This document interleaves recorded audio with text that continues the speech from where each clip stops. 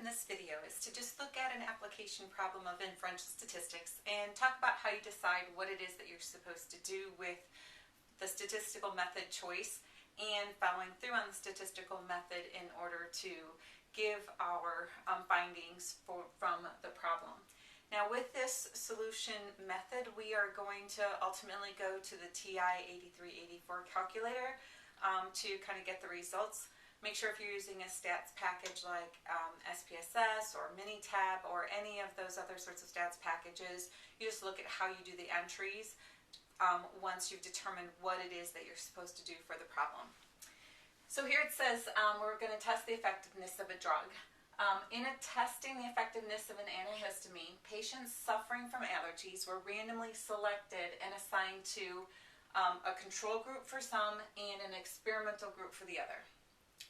Now for the control group of 42 subjects, the sample mean time for relief was 3.2 hours with a standard deviation of 1.3 hours. For the experimental group of 40 subjects, the mean time for relief was 2.1 hours with a standard deviation of 0.9 hours. Test the claim that the mean time for the control group is longer than for the experimental group and use alpha equaling 0.01. Now first of all, it's asking us to test the claim. So I'm not trying to describe a distribution or find a probability or find how many in a sample that I need or do a confidence interval. It wants me to test the claim. So I know I'm in the hypothesis test type of inferential statistic methods. Now the next thing, once I know it's a hypothesis test, is did I sample from one group or did I sample from two groups? Well, it gives me information about the sample of subjects from the control group and the sample of subjects from the experimental group. So you sampled from two groups. So now that I know that I sampled from two groups, and next up I want to see, well, what is the parameter of the two groups that I'm supposed to be doing the hypothesis test on? And it says test the claim that the mean. So I sampled from two groups and it's the mean. Right, so next up with the mean sampling from two groups, I have to think, well then, was this a dependent sampling that I did or was it independent? Dependent sampling, the data has to be given to you in pairings.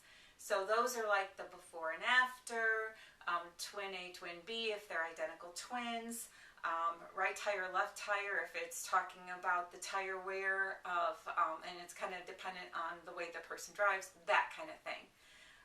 If it's just where you've got a collection of data from one group and have a collection of data from the other group, or you have statistics of one group and statistics of the other group that you sampled, then it's means that are independent. So I'm doing a hypothesis test, sampled from two groups, I'm comparing the means and it's independent. So that helps me focus on what actual test I need to do. Now with this, they were randomly selected and my sample sizes are 42 and 40. And also these are less than 5% of the population size of allergy sufferers. So I have the conditions met that I can do the Welch T test on it. So from that then, we first want to set up our null and alternate hypothesis and then put in the data or put in the statistics in order for us to get our p-value out and make our decision. So always to start, you want to state your null and your alternate hypothesis once you decide what it is that you're doing for the test.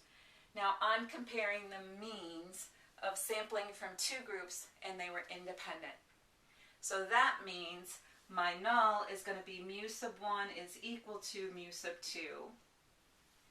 And then my alternate is going to be what they asked me to test. Test the claim that the mean time for the control group, and the control group is the first listed, so that's my mu sub 1, is longer, so longer in time is a bigger number than for the experimental. So I'm going to do mu 1 is greater than mu 2. Okay, so you always want to look to see that you've got consistency between the way they ask the questions and the ordering in which they gave you the information from your sampling. So that's what we have in terms of setting up our null and alternate. Now the next step we want to do is to get either the test statistic to compare it with the critical value, or get the p-value and compare it to alpha. With these tests, it's much easier to do the p-value compared with alpha. So with the TI-83 or 84, what you're going to do is you're going to push stat, and once you're in the stat menu, you're going to cursor right to tests. And then when you see the options in test, you're going to cursor down to samp t test. And when you get to the samp t test, it's going to ask you to enter information first, x bar sub 1. So that's the sample mean of your first group.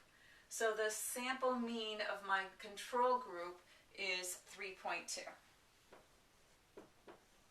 Then it's going to ask you for S sub x1, and that's the sample standard deviation of your first group.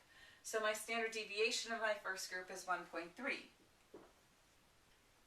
Now it's going to ask you for N1, and N sub 1 is the size of your first sample, so that's 42. Now it continues to go down, but I don't want to run the risk of losing it off the screen down on the board. So I'm going to continue what would keep going down here and next to it.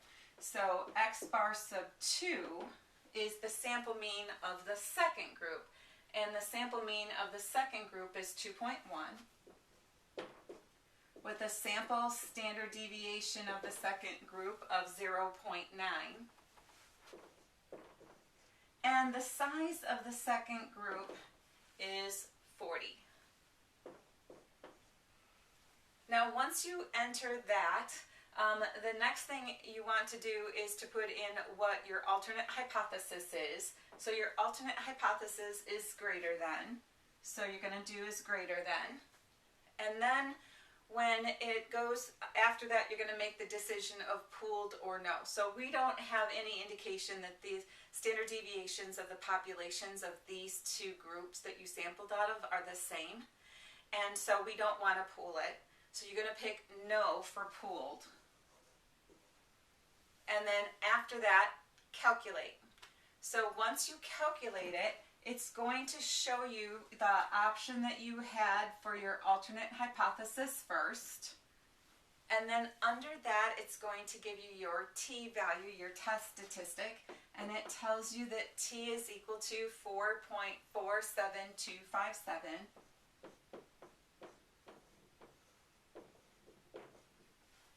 And then under that, it says p equals. And then the p equals, it says 1.38760. And then there's some more digits. It says 0, 5, e negative 5.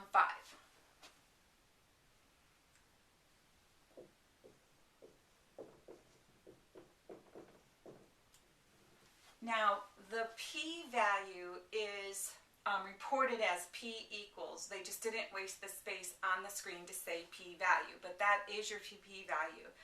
On the TI-83, 84s, it's always reported under the test statistic.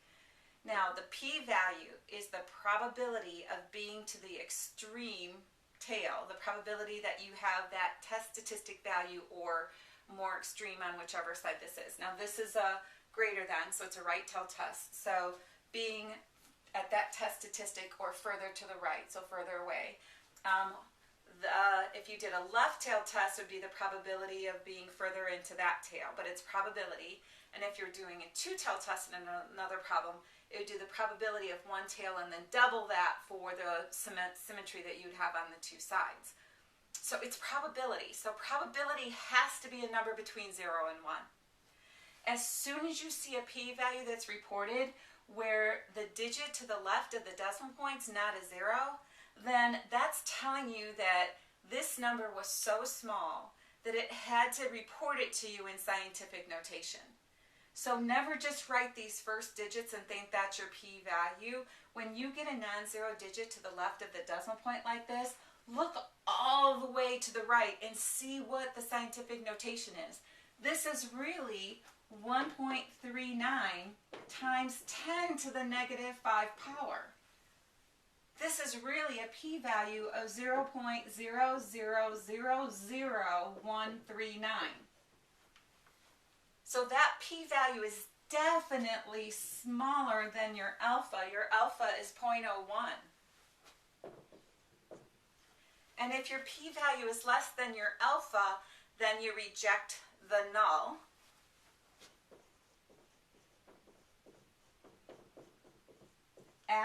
And always report that level of significance at the 1% level of significance.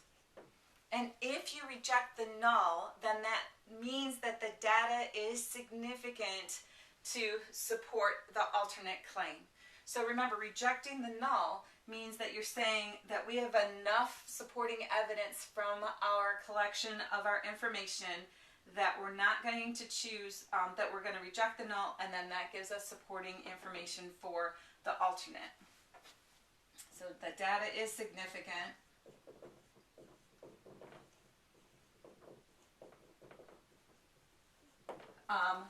To support the claim that the control group is longer than for the experimental group as the populations. Data is significant to support. And I'm just going to do the symbols here. If we had more space, I would actually write out in words of the problem what that is saying in terms of these words. Now, one thing that I didn't mention when I was at the beginning of the entry for the information from the problem into the calculator, when you do 2 SAMP t-test and you make that option, there was a choice that was made at the top that I forgot to mention. So it will say either data or stats. So data is what you would do if you had a cluster of numbers for the control group and a cluster of numbers for the experimental group, and you put the numbers from the control group in L1 and the numbers from the experimental group in L2, and then that's your data. So then you would have chosen the data part, and it would have asked you what lists you put the data in.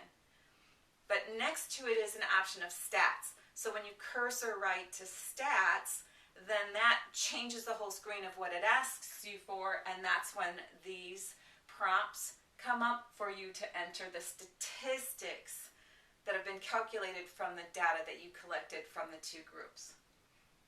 So hopefully you've found this video helpful in even thinking about how do I tell what type of a problem it is.